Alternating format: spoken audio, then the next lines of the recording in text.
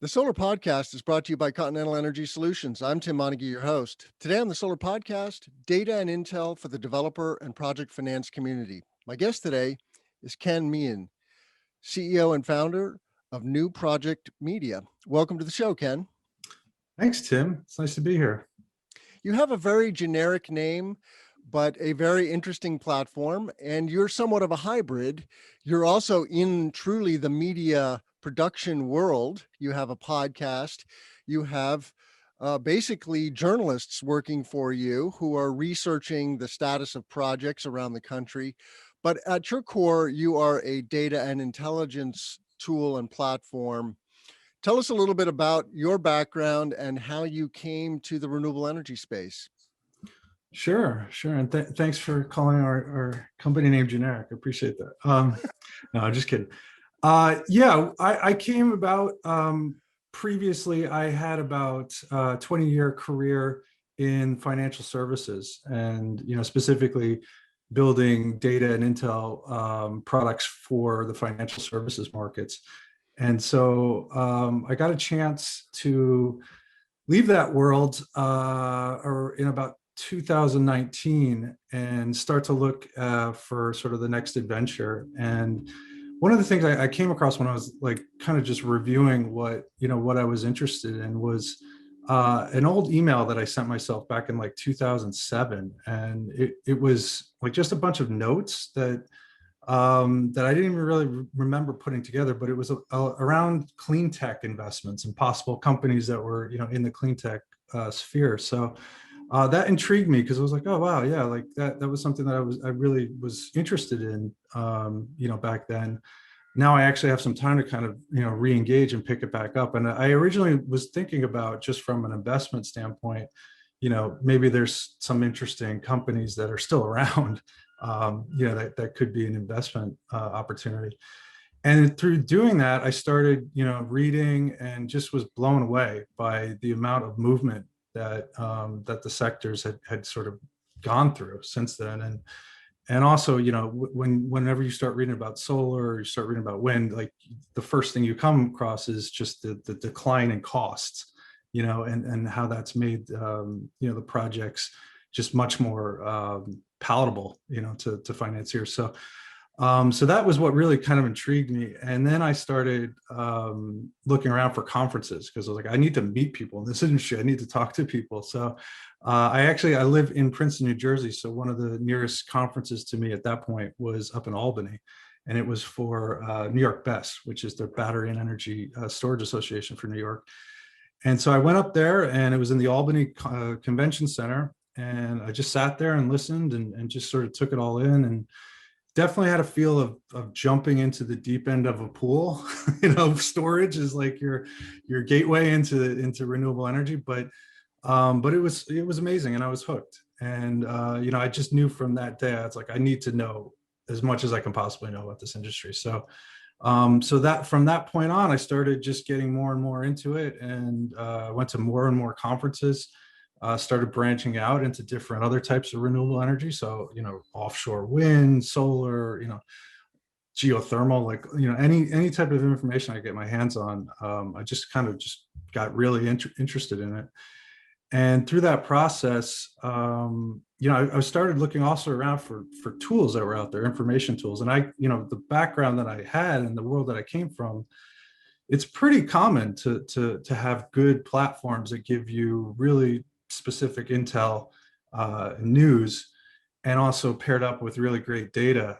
But when I was hunting around for that in the renewable space, it wasn't really like there was that many options in that area. So that's when I was like, maybe this is a good business opportunity in addition to just, my overall fascination with it. So that's when I started sitting down with my business partner, this guy named Mike, and we sketched out a business plan. So it took some of the hallmarks that had been successful at previous jobs that I worked at, and built a business plan to cater to renewable developers and the financiers. And so that's what we built, and that's what we call MPM. And what year was it that you really started to gather information about the industry? So we launched the business in the fall of 2019, and the initial journalists and research analysts came aboard in December of 2019. So Okay. prior to that, I had been doing a lot of data collection myself and just trying to get really kind of familiar with, okay, how should this data be organized? What are the data points that you can typically find out there? What are the places where you can get that information? How reliable is the information?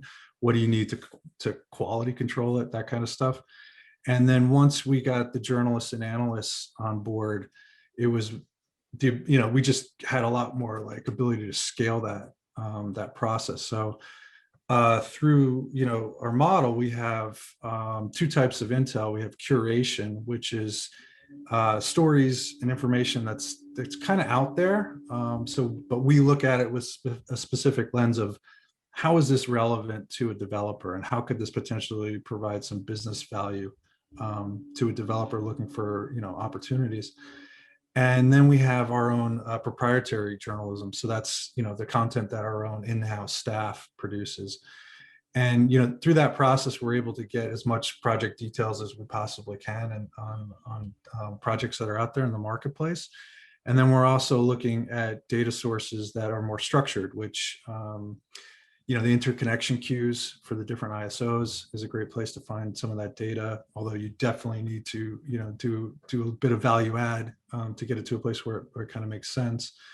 There's a lot of project data that comes through the PUC sites in the States. So we go looking through those, just trying to find as much information sources as we can, and then organize it in a way where everything's really connected. So you can see pretty quickly, okay, if I'm, recurrent energy, here are the projects that I'm working on. Here are the projects that are, sort of in pre-development.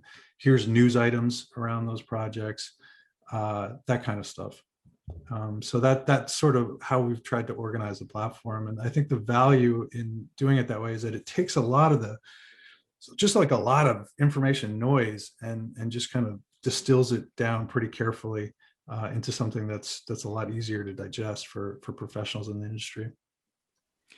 Yeah, one of our challenges here in the United States is that, excuse me, every state and every region of the country kind of does it their own way. We're very decentralized.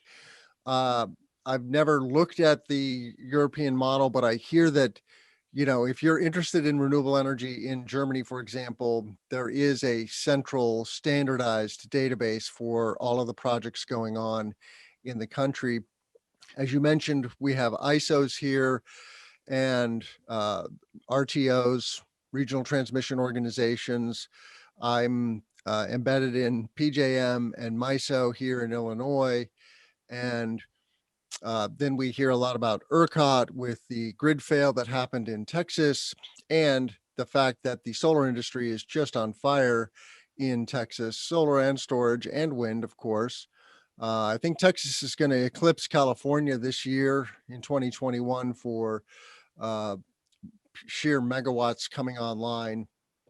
But so you have a hard job, but it is extremely valuable to guys like me and myriad others who are trying to chase down projects for whatever reason, whether you're acquiring projects or you want to partner on the development of projects and provide construction finance, or like me as an EPC, I want to find projects in pre-construction and develop a relationship with the project developer and see if I can get a shot at bidding that work. So give us a high level. How do you approach this problem and boil it down to its parts and then attack it in a methodical way that then you have a menu of options for your audience? And then let's do a screen share, and you can walk us through the platform and give us some examples of this content curation, creation, and I guess what you call structured data.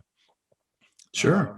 Yeah. So, Tim, I'd be totally lying to you if I told you I knew exactly how to do that right out of the gate. It was definitely a bit of like, let's try it one way, and then, you know, it turns out actually that's not a great way to organize ourselves. Let's shift to a different structure. But originally, when I was looking at news sources, it seemed like a lot of the news in renewables was organized around technology type. So it's like we have like Green Tech Media, for instance, we have a reporter that focuses on storage, and their remit is the technology, and that wherever that takes them nationally.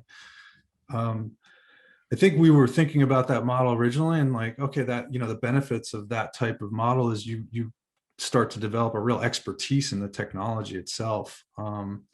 But the limitations of that is that you can't possibly cover a geography as large as, you know, as the US and Canada, and expect to be comprehensive with that type of structure. So then we sort of reverted to conversations we were having at the time with our beta users, which were developers, like utility scale developers, and they're what they said was very interesting. Like, I think of the world in ISOs.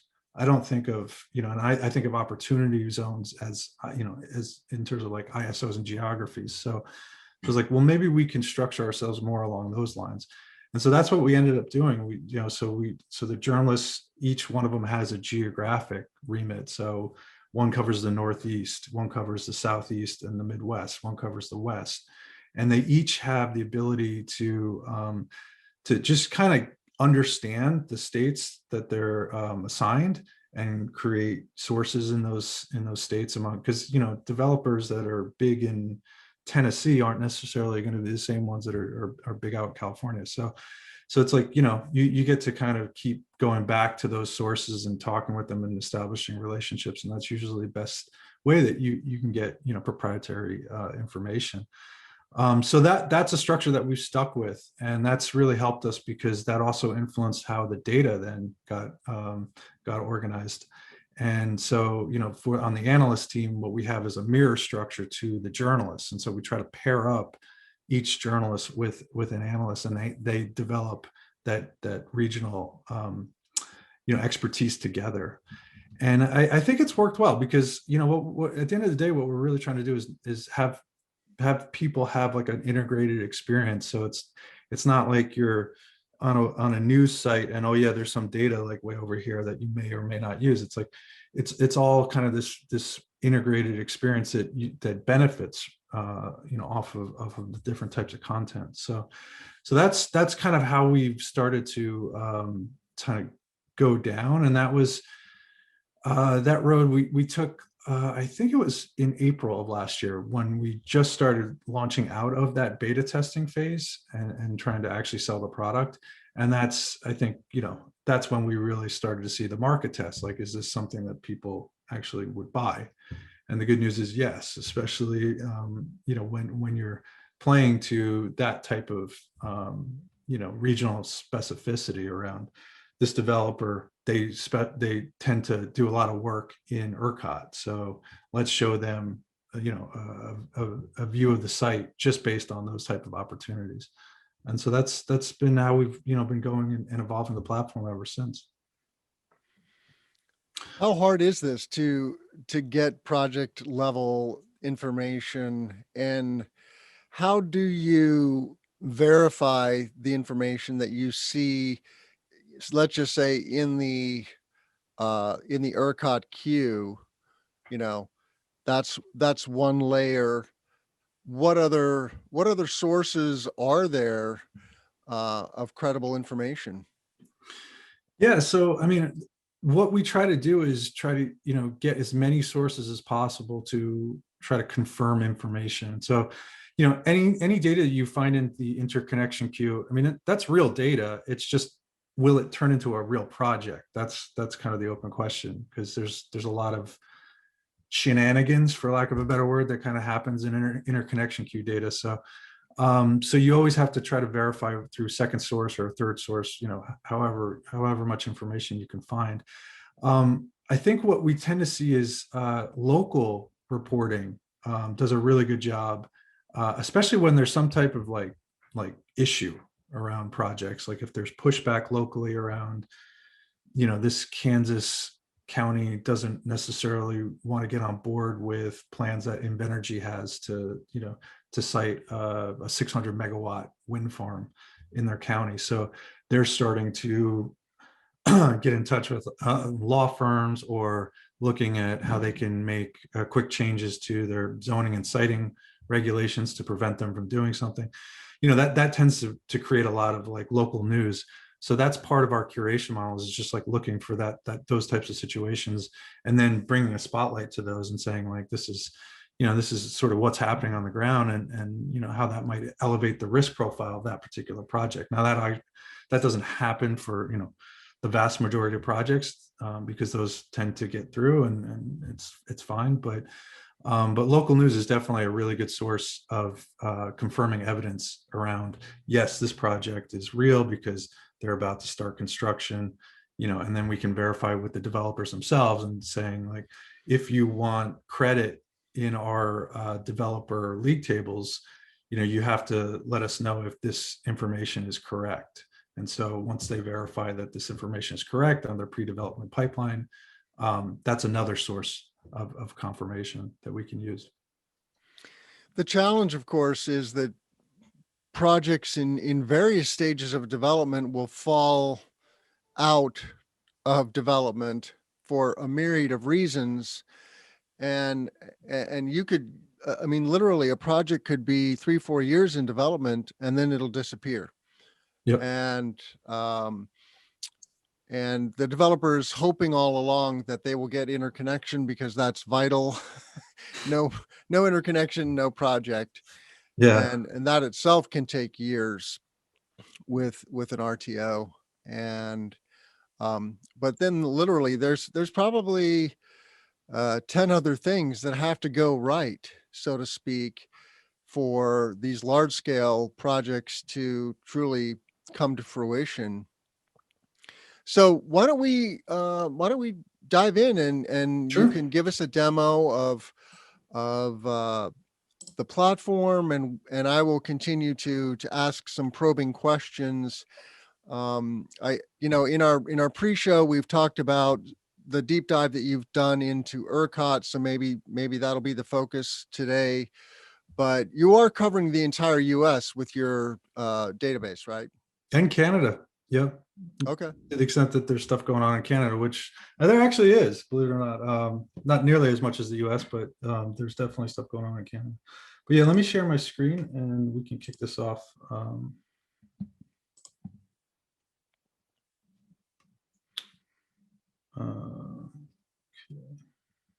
Can you see the product? Okay, great.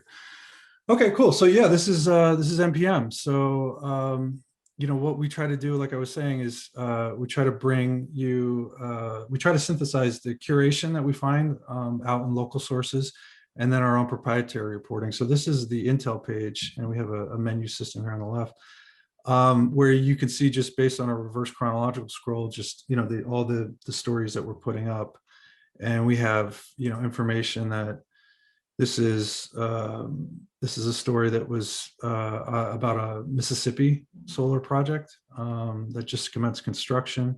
So that was out recently today. This is a story that one of our proprietary reporters put out. This is on Sundance Wind, which is the first of 3 projects in this really massive wind facility in Oklahoma called North Central Energy Facility. And so he spoke with SWEPCO about how that project is getting on, how the other projects are getting on, because phase 2 is actually almost a gigawatt wind farm. So that's massive. So he wanted to kind of get an update from them on how it was pre-construction looking on that side. And then also, one of the things that we try to do is look to the utilities IRPs and try to figure out, okay, based on what they're saying in their IRPs, and assuming that gets approved by the regulators, like, what are they going to be in the market for? What are they going to be shopping for? And how might that influence how developers look at potential RFPs coming out of those utilities? So that's usually, you can get pretty good information when you have conversations with the utilities themselves about that. So that's also what we try to get through our proprietary reporting. Yeah, and then so this is sort of the Intel feed. It's got a lot of filters, so you can say, okay, if I really just want to focus on certain technologies, I can do that. So for instance, if I just want to focus on storage, and if I just want to focus on storage in, I don't know, in California, you can use those filters and really just kind of get the feed down to exactly what you want. We have the precursor to a dashboard too up here, which starts to give you that ability. And so you can say, based on the specific filters I want to use, I want to build a feed just on the content that I want to see. So here you can see this is, I've done California and I've done NextEra, and this just gives you stories that either has been tagged for CAISO or has been tagged for NextEra in that feed. And our hope is eventually we can then tie that into an Intel alert engine. So, once you do your filter set once in the dashboard, then the Intel alerts that you get into your email will just be based on those specific filters, which is a hallmark of a platform that that I used to work with, and that was a really popular feature there. So yeah, and then we get into the data. So we have a couple different databases. One is the Rfp Tracker, which shows you live opportunities that we're tracking, and then you can also toggle it if you ever wanted to go back and see historically just opportunities that have already passed their submission deadlines, but you still want to get into it and kind of check out exactly what the specifics were. And what we try to do is also keep all the original source documents and stuff here, so you can have it as a reference point to go back to. But yeah, I mean, really most of our developer clients go in here and they're looking for live opportunities. So they want to say, okay, I see there's something that's coming out based on Southern California Edison. It's looking for I think this is for an actual consultant, and you can go into it and say, here's all the information that I need to know. Here's the original source document, that kind of thing. So that's really popular. And then we also give you the ability to alert on that. So anytime there's a new RFP that's added based on what you've highlighted as something specific that you want to see, you'll get an alert on the back of that. On the project pipeline, so this is really popular, as you were mentioning earlier, with financiers. So the financial companies that want to go in and look at developers' pre-construction pipelines, either for the opportunity to provide financing for them for those projects, or M&A. So that's a trend that we've been seeing a lot over the last year, is this tendency to try to get before the projects are actually operational, try to get a pipeline together through an M&A process. And so this is really helpful to kind of look at it, and you can see, just based on what projects are where, you can click into any of the projects and you get a summary, you get metadata around the project itself, you get ownership information, you get related intel, and then you can get any related documents. This just happens to be Kitty Hawk Wind, which is the North Carolina offshore wind project that's proposed. And so they have a nice map to show you exactly where that is. Yeah, and then we have a pretty extensive market participants database too. So you can see just, and that was one of the things that when I was first starting, I was like, it's really hard for me to understand all the different participants in the renewable energy market. So having the ability to classify them and then just go in and get some information about them would be really helpful.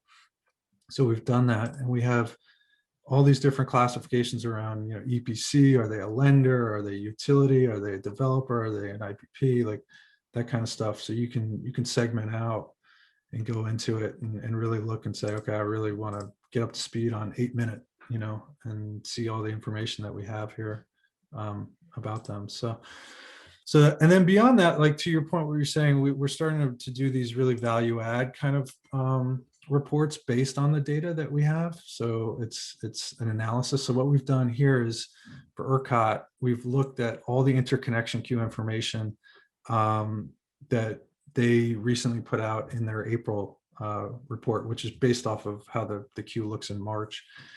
And we tried to get in there and really match up all the LLC information, which is how they list entities, with the developers that actually own those LLCs. And by doing that, you start to reveal, okay, who is actually like, the big players here and how are they moving?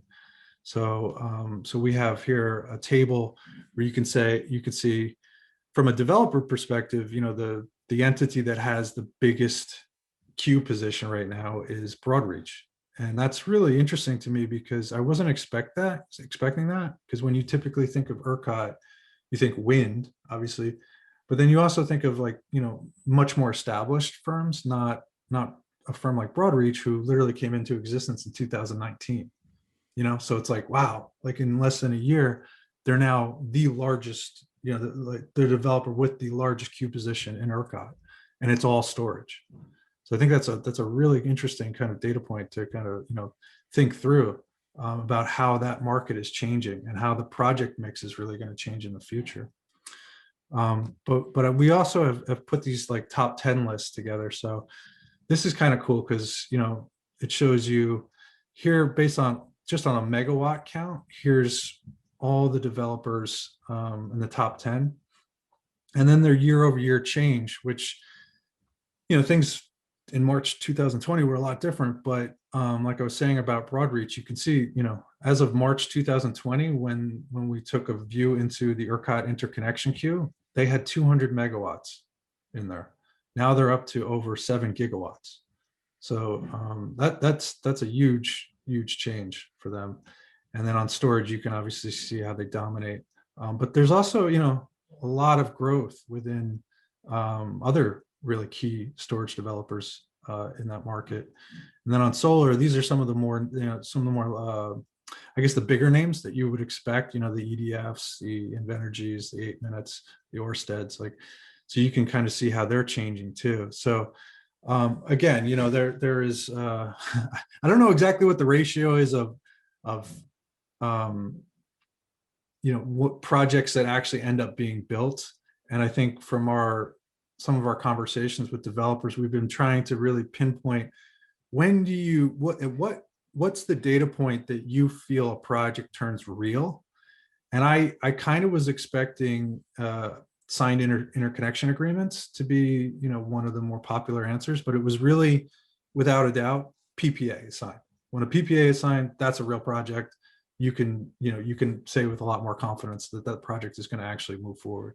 It can obviously be derailed for any number of reasons from that point on, but usually once a PPA is signed, that's a pretty significant sign that the project is going to end up being built. So that's another thing that we're trying to figure out. It's like, how can we, from a forecasting standpoint, how can we look into this interconnection queue data, look at the different data points, and then try to forecast exactly how much of the stuff is actually going to get built. And yeah, I mean, to that point you raised earlier about Texas and California, I saw the IEA actually came out yesterday with its own projections that said, yeah, it's through 2022, California still is going to be the dominant solar player with about 20 gigs of solar, but Texas is not going to be that far behind based on their projections of getting up to almost 15 gigawatts of solar. So that's a market that has really come on, and from a storage perspective is going to just come on even further, which is amazing to me, because as somebody that came from the outside into this industry quite recently, I remember reading stories in 2019 about ERCOT and storage. It's not a great match right now for storage developers. The market design is kind of weird. It doesn't give them the proper incentives, especially for if you're looking at it as a standalone basis. So from that point to where we are now is amazing to me, and it's really shown by, I think, some of these newer players coming in and just being super aggressive. How much cooperation is required, you know, from these developers? Because Cooperation with I us. find that the developers are hold their cards very close to their chest. Um, are they willing to verify whether the project information is real or not, or what stage a project is at? Yeah, I mean, I think developers are tight. Like try getting information out of banks. That's a tough job. But yeah, I think so far what we've seen with our meetings with them and our requests um, for verification of where we're sort of have them ranked in our developer league tables, they are definitely more comfortable verifying information as opposed to providing that information. So I think the onus has been on us to go out and just make sure we're collecting as much as we possibly can, and very, very importantly, quality controlling it, and then getting that in front of them and making sure, it sort of matches up with things that they recognize as, yeah, this looks like it's most of our information. And so far most of them have been pretty cool about, like, look, I'll tell you if you're miles off, but Yeah. so far, like, we haven't been miles off. And I think that bodes well, because to me, once you get going on that road, people become more and more comfortable with it. And I say, okay, like, yeah, there's obviously some information we will never share with you, and that's trade secret kind of stuff. But for credit in terms of a ranking, that's valuable information to us to have for marketing purposes. So we want to participate in that kind of process. So, but again, the world that I came from, like, we were trying to do this with, very large financial institutions like JP Morgan and Bank of America and Deutsche Bank. And, and it's tough. People do not want to provide information just, for free. So you have to give them an incentive. And league tables usually is a really good incentive, because they get something out of that. They get the ability to showcase that in their marketing materials. Mhm. Yep. So Just out of curiosity, can you sure. pull up this same report for PJM? I cannot, because we've just gotten the ERCOT one done. So I we see. we are we are marching steadily through all the other ISOs, and I think actually the next one we're working on is KISO.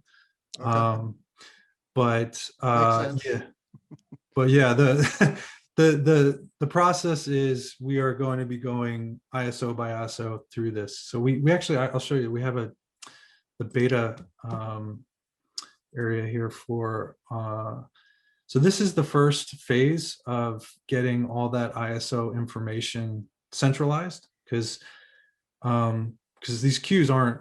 It's not like a national thing. You have to go to KISO. You have to go to PJM, and you have to get all this information. And then what you have to do is standardize it as much as you possibly can. And it's amazing how different ISOs call the same thing different things. It's a little bit strange sometimes, but once you figure out the standardized data points that are common across all the ISO information sets, then you can start to build searches on data tools that show you things like, here we can say pre-operational in ERCOT and PJM. And then you can start to see, okay, I'm starting to get data sets now of, the different projects and the different queues, and I can see across developers. So it's like, instead of being restricted and saying, I want to see, what NextEra is just working on in ERCOT, I can see NextEra, all their projects and all the queues across, all the country. And so our hope is that, that starts to give us the ability to do the deep dive reports and research like the ERCOT report, but also do national reports and really do significant developer profiles based on the information that we can find on them. So that's coming. It's coming, Tim, but we're not there yet. But we're definitely well on our way here. Cool. is there anything else about the platform you want to share? And when we're done with that, let's just, you can close out the screen share and we'll keep talking. But yeah, it is fascinating to see how storage has come on so strong in ERCOT. And, it's hard to predict when the tipping point is going to happen, but the tipping point is near, right? And, I and, I think it's here. I mean, yeah, I think it's like for certain ISOs, I think the tipping point has already kind of happened, but others, like if you go, like a lot of the coverage that we get out of the Midwest is it it feels like they're still experimenting with storage. Like it's kind of like they're doing pilot projects to try to learn more about the technology and stuff. And I think that's great. That's obviously they're going in that direction, and they might have a situation where they go from literally like we're doing a pilot project to now we're comfortable doing a 200 megawatt storage project, like something like that. Or it could just be more incremental, but yeah, certain parts of the country are kind of embracing it faster than others. But yeah, for like ERCOT and CAISO, obviously, like it's already being embraced in massive ways. I think with what's interesting to me about CAISO is like you look at some of the procurement that the regulators and also the CCAs are kind of putting out there. That's fascinating on a long duration standpoint, because they're literally looking at all technology agnostic. We just need long duration and what's out there. What can we get, and how can that fit into some of the needs that we have, obviously with how rapidly they're impacted by climate change. So yeah, it's for tipping points. I think there's certain parts of the country that already really kind of surpass it by a long stretch. Let's look through the lens of an EPC in just out of pure selfishness. Okay, I am kicking the tires on your platform and I want to learn how to effectively use it. Where do I start?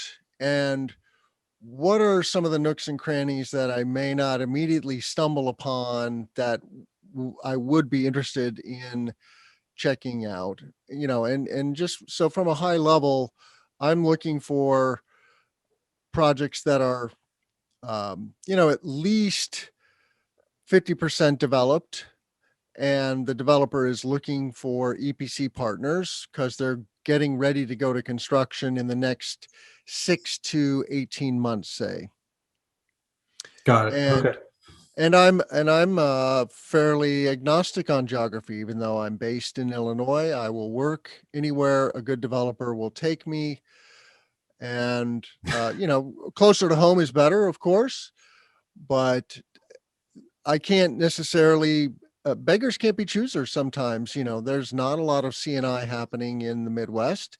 And of course, I'm going to look there first, but maybe the winds will take me to the Carolinas or Virginia or New Jersey, and that's cool. Do you like Maine? This seems like Maine's are like blowing I up. love Maine, although I've never been to Maine. And I know that there is a pulse of community solar development happening in Maine. Yes. There's a 5 megawatt market, I believe. And yeah, so we're in conversation with several developers about the Maine market. But yeah, let's dive in and take a look at the Maine market, for example, and just see what it looks like through the lens of NPM. Sure. So I would say first and foremost, I think to get up to speed, like if I was used to a certain region, but I was also interested in learning, more about a different region, my sense would be I would want to structure my intel feed based on that new region, so I can just make sure I get information as it comes specific to that. So I think that's where saving your filters and getting that content into a combined feed makes a lot of sense, specifically if you wanted to do Maine. So I would say, like, let's Let me see if I can clear this. And we'll say, okay, I want to go to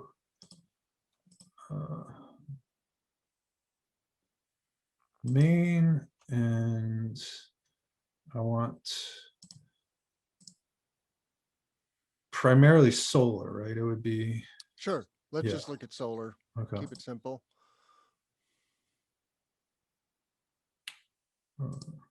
Sorry.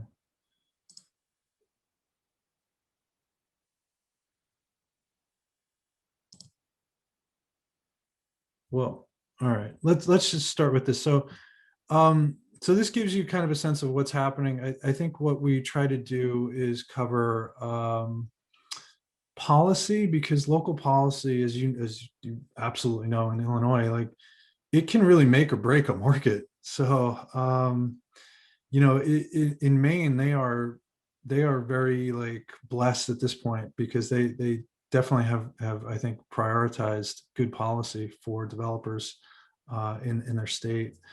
So we do cover policy, and then you can kind of see, okay, like, based on who's up there, who's working, what are the kinds of projects they're working on. To your point earlier, this is a 5 megawatt community solar project that Borrego is working on. This is just kind of some intel that we curated from a local press called the Sun Journal.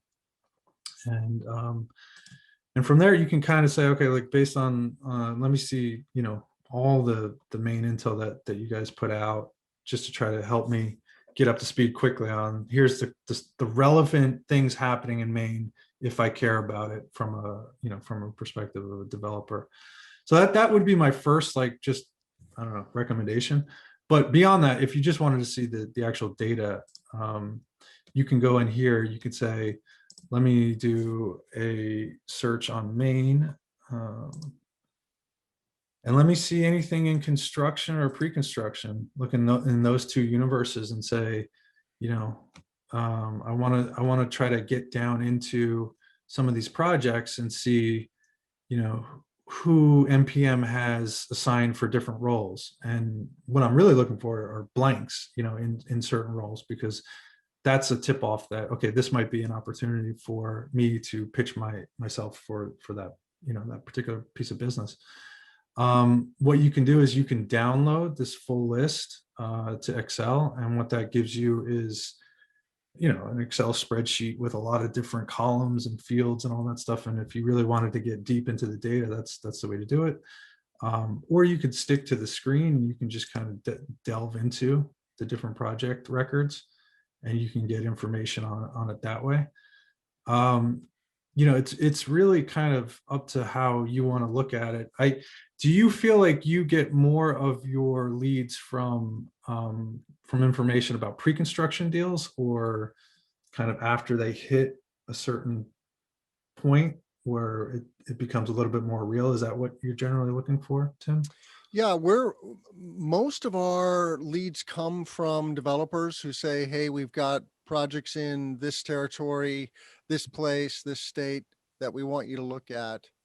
And, and then we're giving them a bid at some level of certainty, whether it's indicative pricing or a hard bid, so to speak. But absolutely, pre-construction. I mean, if something's in construction, it's generally too late. Yeah, I guess that was the question. I was like, is it too late once it's in construction? They've already basically contracted with everybody they need. I mean, there is a spectrum probably, and it sounds like a hard line, pre-construction to construction, but that's a pretty fuzzy line. And it's probably that the reality is that different developers have different definitions for when construction. I mean, technically, you have, for example, we would say if we have a construction permit, right, and we're ready to mobilize, then we're going into construction, right? And everything before having that construction permit would be pre-construction. Now, I don't know, but we're a construction company, right? So I don't know how different developers would define pre versus construction, because sometimes fully baked for them is 30% drawings, and you know some of the permitting boxes are checked, but many are not. And they're looking for an EPC, or they're looking for a variety of subcontractors if they're going to EPC it themselves. So it's pretty messy. Yeah, that's actually been like one of our biggest challenges, is just trying to bring some sort of standardization to people's definitions of. I mean, I remember being in demos early on, talking with developers, and I heard somebody mention mid-megawatt for the first time. I was like, what does that mean? The world I come from, there's such a thing called the middle market, which is typically lending to smaller businesses, but I've never heard it used in this environment where everything is around megawatts.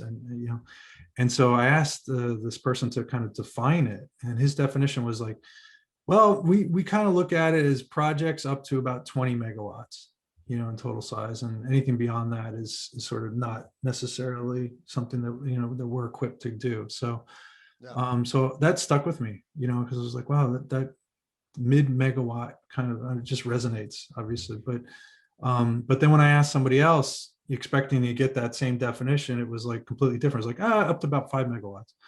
I was like, wow. These things tend to be very interpretive. So what we've tried to do is just try to be clear with, okay, here's kind of how we see it generally, and this is the way we define it. And if that works for you, that's great. And if not, at least what our definition is. Yeah, the definition of what is utility scale is a moving target. Of late, I hear that 10 megawatts and below is considered DG, and above 10 is utility. Here in Illinois, it's very bifurcated. We have a 3 megawatt market for community solar, and then we have 100 to 400 megawatt market, and very little in between. Yeah. Not that there aren't projects. There are projects in development that are 5, 10, 20 megawatts, but the vast majority fall on either side of that, 3 and below and 100 and above. Yeah. Similar experience. Like I have a conversation with somebody in the Northeast, and they consider utility scale, pretty much 5 and above, or 10 and above kind of thing. Just because, it's hard to get land, for any type of scale.